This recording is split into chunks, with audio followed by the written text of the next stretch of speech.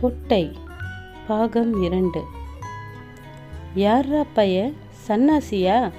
இஞ்ச வாடாலே என்று ஏறினவன் கையை உடும்பாக பிடித்து கொண்டார் பூசாரி. என்னடா பண்ணிட்டு இருந்தே? குளிச்சேன் மாமா. டெலே எருமை, முழுகி குளிக்க என் கோவில் கிணற்றையா பார்த்தே? ஏண்டாலே என்று மாக்கு என்று முதுகில் குத்துகளாக சொரிந்தார். வேறு யாரும் தாங்க முடியாத குத்து. எங்க அப்பன்கிட்ட சொல்லாதீங்க மாமா, என்னை அப்படியே பழி வச்சிடுவாரு. உங்களுக்கு அடிமையா கிடக்கிறேன் என்று காலில் விழுந்தான் சன்னாசி. சீச்சி கழுத, ஓடு கழுத. சன்னாசி எடுத்தான் ஓட்டம். கொளுத்தும் சூட்டில் அலைந்த அலைப்பு, புளியங்காய் பலகாரம், 5 நாளிகை கிணற்று முழுகல். சன்னாசி காய்ச்சல் என்று படுத்தான். 5-6 நாள் காய்ச்சல் அடித்தது. உடலெல்லாம் சிவந்தது. முத்து கண்டது. பிறகு ஒவ்வொரு முத்தும் பெரிதாயிற்று. ரத்தின வைத்தியர், அடி தாயே காப்பாற்றணும். எப்பா, இது மாரியாத்தா விளையாட்டு. அம்மை, பெரிய அம்மை. ஆமாம், நான் போறேன் என்று வந்த சுருக்கில் எழுந்து போய்விட்டார். வேம்பு வாடுகிற வெயில் ஊர் முழுவதுமே பெரிய அம்மை சூறையாடி கொண்டிருந்தது. சன்னாசியின் கண்ணை புண் மறைத்தது. இறுக்கம் கண்டபோது கண்ணை திறக்க முடியவில்லை. ஆத்தா, ஒண்ணுமே தெரியலையே என்றான். கண் திறந்துதான் இருந்தது. ஆத்தாள் பார்த்தாள். ஓங்கி வயிற்றிலே அடித்து கொண்டாள். அலறினாள். பிள்ளைக்கு கண்ணிரண்டும் போய்விட்டன. போன கண்கள் திரும்பி வரவில்லை. போய்விட்டன. கண்கள் இருந்த இடத்தில் 2 ஆழ்ந்த குழிகள்தான் மிஞ்சியிருந்தன. புருவத்திலிருந்து சுவர் எடுத்தாற்போல் செங்குத்தாக விழுந்தன இமைகள். சவத்தின் முகத்தை கழுத்தில் ஒட்ட வைத்தாற்போலதான் இருந்தது. சன்னாசி நல்ல உயரம். இப்போது பாக்கு மரத்திற்கு முட்டு கொடுத்தது போல அவன் அத்தனை உயரத்திற்கு ஒரு களியை தேடிக்கொண்டான். அந்த களி இன்னும் அவனை விட்டு பிரியவில்லை. அதுவும் கூலி சோறு கேட்காமல் 58 வருஷம் சேவகம் பண்ணிவிட்டது அவனுக்கு. உயிர் இருந்தால் வேலையிலிருந்து ஓய்வு பெற்று 3 ஆண்டு ஆகியிருக்கும். களி சாமானிய களி இல்லை, மூங்கில் களி. கால்கட்டை விரலால் 1½ விரல் பருமன் இருக்கும். சன்னாசியின் மோவாயை தொடும். அதாவது குறையாமல் 4 முழம்.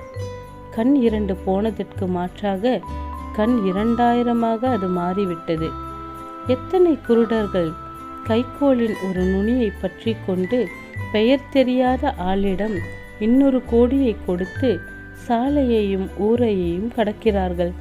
சன்னாசியின் கைத்தடி இந்த கபோதித்தடிகளை பார்த்து தனக்குள் சிரித்து கொண்டது. குருடனுக்கு ஒரு கோலாம், அந்த கோளுக்கு ஓர் ஆளாம். தனக்கோ தன்னுடைய சன்னாசிக்கோ இந்த இழிவை தேடித்தர அது விரும்பவில்லை. அவனுக்கு ஒரு ஆண்மையை கொடுத்தது அது. அது வந்த நாளாக அவன் எந்த மனிதனையும் எதிர்பார்த்ததே இல்லை. கண் போனதற்காக எந்த வேலை நின்றுவிட்டது அவனுக்கு? 60 வயது வரையில் தடியை கரையில் வைத்துவிட்டு ஆற்றில் நீச்சல் அடிப்பான். 6 வற்றிய கோடையில் கீழ்குளத்தை நீச்சல் அடித்து 2 பண்ணி விடுவான். தடியை ஊன்றிக்கொண்டு 21 வயல் கடைகையை வரப்பில் கால் இடராமல் கடந்து அப்பன் பயிர் செலவு செய்த அரசாணியிலும் ஓலையாத்தானிலும் இறங்கி களை பிடுங்குவான். அப்படியே சுமந்த கட்டாக ஒரு கட்டு புல் அறுத்து சுமந்து வந்து மாட்டுக்கு போடுவான். காலையில் அலக்கை எடுத்து பிள்ளையார் கோயில் அரச மரத்தில் தலை பிடுங்கி ஆட்டுக்கு போடுவான். அப்பன் வாதம் வந்து 2 மாதம் படுக்கையாக கிடந்தபோது நிலத்தை உழுதது யார்? அவன்தான். ரயிலில் வேலைக்கு பார்க்கிற ஆழங்குடியார் மகன் 6 மாதத்திற்கு ஒரு முறை நிலத்தை பார்க்க வருவான். 14 வருஷமாகியும் இன்னும் தன் பங்கு எங்கே இருக்கிறதென்று அவனுக்கு நிச்சயமாய் சொல்ல முடியாது. தம்பி, உங்கள் லட்சுமணன் எங்கே இருக்கு?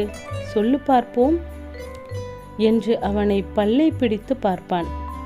அந்த வெட்கக்கேட்டை சிரித்து மழுப்பி முழுங்கிற ஆழக்குடி பையன் மூஞ்சி சன்னாசிக்கு வெட்ட வெளிச்சமாக தெரியும். இங்கிருந்து 3வது கட்டளை தம்பி, உடைமைக்காரங்களெல்லாம் இப்படி இருக்கீங்க என்று சன்னாசி தெரியாத கண்ணை சிமிட்டி சிரிப்பான். ஆலங்குடி பையனுக்கு எல்லா வயலும் தன் வயல் மாதிரிதான் இருக்கும். சன்னாசி அலக்குக்களியை பிடித்து மாமரத்தில் ஏறி தடவினால் ஒவ்வொரு வடுவையும் கையால் அந்த அலக்கு மூலமாகவே பார்த்த அதிசயத்தை மனிதன் செய்கிற வேலை என்றா சொல்ல முடியும்? அவன் மரத்தில் ஏறி உழுக்கின புளியங்காயை எல்லாம் சேர்த்தால் 4 வைக்கோல் போர் இருக்கும். கடைசியில் சர்க்காரே அவன் பார்வையை ஒப்புக்கொண்டது.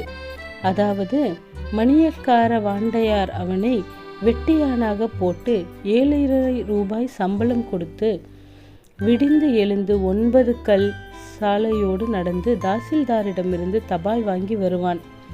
40 வயது வரையில் அந்த உத்தியோகம் நிலைத்துவிட்டது. மணியக்காரர் வேட்டியை ஒழிந்த நேரத்தில் தோய்த்து போடுவதற்கும் அவன் முகத்தை சுளிக்கவில்லை. 2 மைல் நெல் மிஷின் இருந்தது. 4 நாளைக்கொரு முறை குடமுருட்டி ஆற்றை கடந்து 6 மரக்கால் நெல் அரைத்து கொண்டு வந்து விடுவான். அவ்வளவும் செய்கிறவனை பொட்டை என்று யார் சொல்வது? ஆகவே வெட்டி வேலை கிடைத்த பிறகு யோகாம்பாளை கட்டி கொடுக்க அவள் அப்பன் தயங்கவில்லை. ஒரு கால் விந்தல் அவளுக்கு. சன்னாசி, ஆமாம், சதிராட போறாளா? சரிதான், போவியா என்று அவளை கட்டி கொண்டு விட்டான். அவனுக்கு உள்ளம் வெற்றியில் விம்மிற்று. அது யாருக்கு தெரியும்? ஜன்னல் தான் மூடியிருக்கிறதே, அது யோகத்திற்கு தான் தெரிந்தது. வாசற்கதவை சாத்திவிட்டு, யோகம், நான் ஒன்று சொல்றேன், கோவப்படக்கூடாது. நில்லு, சொல்றேன் இப்படி. இந்த பொட்டையனை ஒரு புருஷனா நினைச்சு இந்த வீட்டுக்கு விளக்கேற்றி வச்சேன் பாரு. நான் சும்மா இருந்துடுறதா? அந்த விளக்கு தான் என் அறிஞ்ச தெய்வம் என்று நெஞ்சான் கிடையாக விழுந்து அவள் காலை பற்றி கொண்டான். அத்தான் அத்தான் என்று பதறிப்போய் அவள் அவனை தூக்கினாள். அவன் தலை நனைந்து சுட்டது, அவள் காலும் நனைந்து சுட்டது. உடல் நடுங்கிற்று. அத்தான், கண் இருந்தா உலகத்தையே ஆண்டிருப்பீங்க அத்தான், அதான் போயிடுச்சு என்று நெஞ்சு விம்ம விம்ம சொன்னாள் அவள். கல்யாணம் ஆன 2 வருஷம் கழித்து வந்த மாமாங்கத்திற்கும் அடுத்த மாமாங்கத்திற்கும் அவளோடு கும்பகோணம் போய் வந்தான் சன்னாசி. அதற்கும் அடுத்ததற்கு அவன் தனியாக தான் போக வேண்டியிருந்தது. யோகாம்பாள் அணைந்து விட்டாள். நல்ல வேளையாக பிள்ளை குட்டி பிறக்கவில்லை. மச்சான் மச்சான் என்று அவன் அணைத்து கொண்டிருந்த அந்த ஐயம்பேட்டை மூங்கில் தடி மட்டும் அவனோடு இருந்தது. அந்த மச்சானோடு அவன் மன்னார்குடி தேர் பார்த்து வந்தான். 8 குடி கடா வெட்டு பார்த்து வந்தான். மாயவரத்து கடைமுழுக்கு போட்டு வந்திருக்கிறான். ஆரியமாலா சினிமா கூட பார்த்திருந்தான். அப்போது மட்டும் அந்த தடி பேசவில்லை. சுப்பிரமணியன் தான் ஒவ்வொன்றாக விளக்க வேண்டியிருந்தது. வாய் இல்லையே என்று அந்த தடி அப்போதுதான் வருந்திற்று. ஆனால் இன்னும் 4 மைல் சுற்றில் காக்காமொழியான் அரிச்சந்திர நாடகமோ ஐயனார் நாடகமோ எது போட்டாலும் சன்னாசிக்கு இருப்பு கொள்ளாது. மச்சானை மட்டும் இட்டு கொண்டு பார்த்துவிட்டு வந்து விடுவான். உடையார் வீட்டு குழம்பில் கொதிக்கிற புளி அவன் அரிவாள் மனையில் அமர்ந்து கொட்டை எடுத்த புலிதான். அவர் மாந்தோப்பு வேலி அவன் அறுத்து கட்டின முள்தான். மணியக்காரர் வீட்டிலேயும் இதே செய்திதான். சன்னாசிக்கு முள் அறுக்கிறா போலவே இல்லை. நானா பொட்டை? பொட்டைதான், கண்ணு இல்லைதான். எத்தனையோ பேருக்குதான் கண் இல்லை. கணக்கப்புள்ளே சேரி கார்டெல்லாம் வாங்கி சர்க்கரை வாங்கித்தாராம். அதை பார்க்க கண்ணு இல்லை ஊர்க்காரங்களுக்கு. அதே கணக்கு பிள்ளை ஊரிலே கட்சி கட்டி 2 பண்றான். மன்னார்குடியாறு மேலே மைனர் வியாச்சியம் போடுறான்னு தனபாலு பயல் இருக்கானே, திருட்டு தத்தாரி பையன், அவனை கிளப்பிட்டு அவரை வவுறு எரிய அடிக்கிறான் இந்த சேதுராயன். அவனை பார்க்க சாமிக்கே கண்ணில்லை. நான் பொட்டையாம் என்று மூச்சு விடாமல் பொறுமிக் கொண்டிருந்தான். முள்ளுக்கட்டை தலையில் தூக்கி வரும்போது கண்ணுக்குள் தெரிந்த சிவப்பு மறைந்து கருத்து விட்டது. அந்தி கூட மங்கி இருள் கவ்வி விட்டதை அறிந்து சன்னாசி மச்சானை 3ஆம் காலாக வைத்து நடையை எட்டி போட்டான். காற்று கூட உறங்கிக் கொண்டிருந்தது. கார்த்திகை மாத கடைசி. முன்பனி குளிர் லேசாக உடலை சிலிர்க்க அடித்தது. நானா பொட்டப்பைய, கண் இருந்தா மட்டும் போதுமா? வார்த்தையிலே சுத்தம், நெஞ்சிலே சுத்தம் வானாமான்னு கேட்குறேன். கண் இல்லாட்டி என்ன? 8 குடி கடா வெட்டு கண்ணில்லாம தான் பார்த்தேன். நேரிலே பார்க்கறாப்புல தான் இருந்துச்சு. இந்த ஊரில் எவன் 8 குடி போயிருக்கான்? உடையாரே போனதில்லையே.